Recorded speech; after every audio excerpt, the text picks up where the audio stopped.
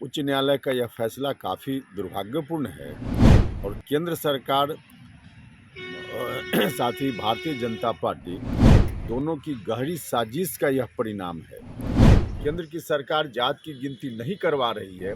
समय पर यदि जात की गिनती हो गई रहती केंद्र सरकार की ओर से तो आज यह स्थिति नहीं आती। बिहार में जो आरक्षण पिछड़ा समाज के लोगों को मिला हुआ है यह चलता रहता और चुनाव हो जाता और भारतीय जनता पार्टी जो चाह रही है कि पिछड़ों के आरक्षण को समाप्त करो, दलितों के आरक्षण को समाप्त करो, उनकी इस कोशिश का यह परिणाम। बिहार में जो नगर निकाय चुनाव हो रहे हैं उसको लेकर आज जो बड़ा फैसला है वो पटना हाईकोर्ट ने सुनाया है।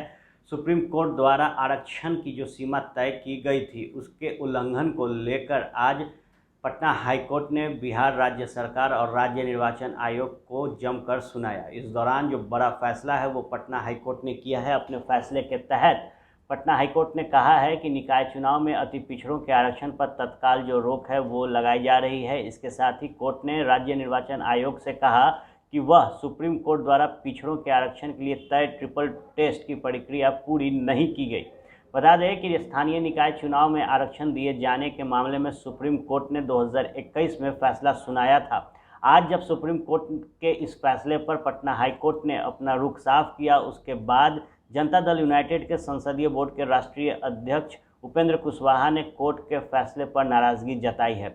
उपेंद्र कुशवाहा ने ट्वीट करते हुए लिखा है कि बिहार में चल रहे नगर निकाय चुनाव में अति पिछड़ा आरक्षण को रद्द करने एवं तत्काल चुनाव रोकने का उच्च न्यायालय का जो फैसला है वो दुर्भाग्यपूर्ण है। ऐसा निर्णय केंद्र सरकार और भाजपा की गहरी साजिश का परिणाम है। वहीं उपेंद्र कुशवाहा आगे प्रधानमंत्री नरेंद्र मोदी को टैग करके लिखते हैं कि अगर केंद्र की नरेंद्र मोदी सरकार ने समय पर जातीय जनगणना करवाया होता तो आवश्यक संवैधानिक औपचारिकताएं पूरी कर ली होती तो आज ऐसी स्थिति नहीं आती। सुनिए कि कोर्ट द्वारा दिए गए फैसले के बाद जनता दल यूनाइटेड के संसदीय बोर्ड के राष्ट्रीय अध्यक्ष उपेंद्र कुशवाहा क्या कुछ कह रहे हैं।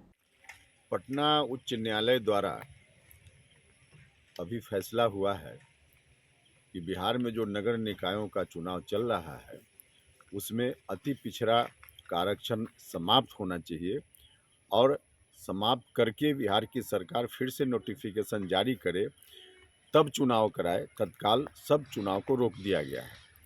उच्च न्यायालय का यह फैसला काफ़ी दुर्भाग्यपूर्ण है और केंद्र सरकार साथ ही भारतीय जनता पार्टी दोनों की गहरी साजिश का यह परिणाम है।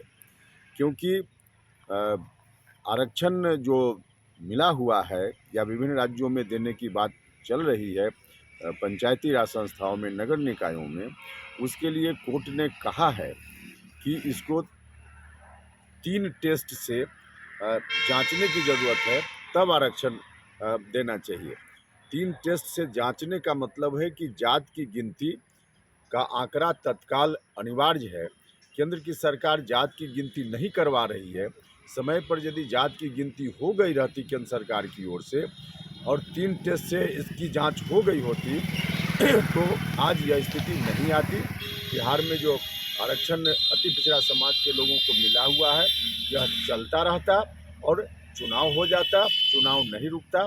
लेकिन रुका है चुनाव, यह दुर्भाग्यपूर्ण है।